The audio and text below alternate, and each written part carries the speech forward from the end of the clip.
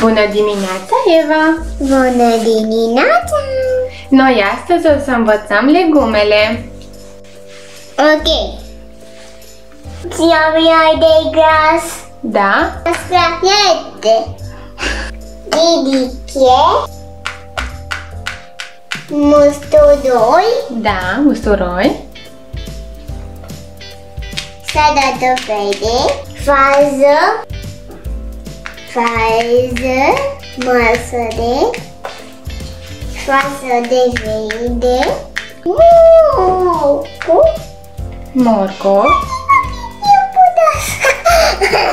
Iepurașii mănâncă morcovei. Da. Sunt morcovei.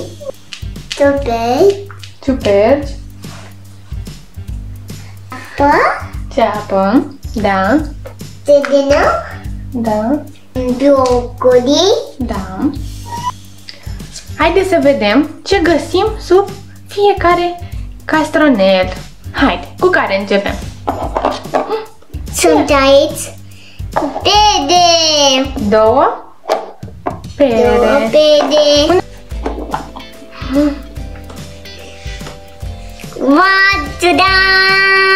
Două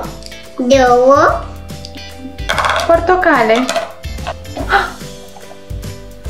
Ce găsim? Oh! Vânătă, strugure. O vânătă și un strugure.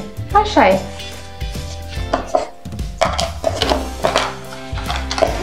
Bravo! Și ultimul castronel? Hai de gras.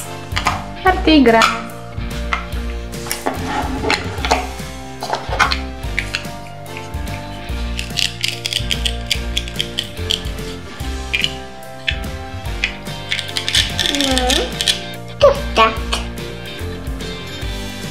Bravo, Eva!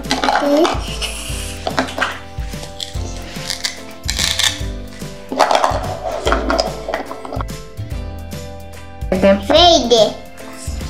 Și cu data mov. Portocaliu, da. Dosu. Și roșu. Dosu castronel.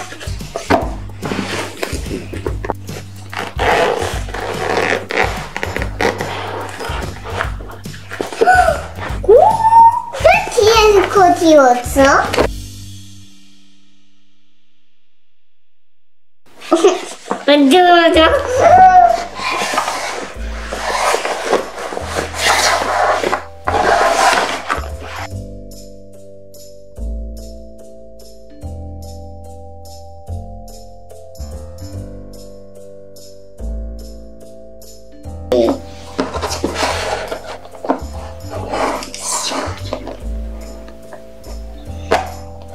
Oh, I don't know, try it.